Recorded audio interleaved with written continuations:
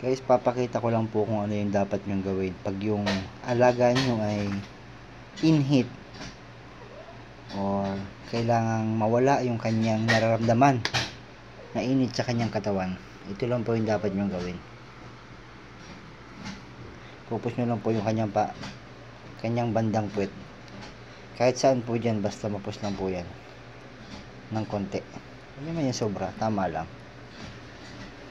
po. Pagkatapos po nito, parang ma-absorb nyo yung kanyang nararamdaman. Ayan po. Kunti lang, hindi din na kasi baka naman tagatin kayo eh. Ayan. Okay na po yan. Ayan na. Okay na siya. Ganun lang ang dapat nyo gawin. Push the button, ika nga.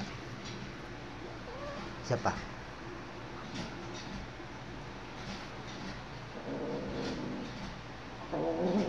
Ayan na. Magpapagulong-gulong na po yan.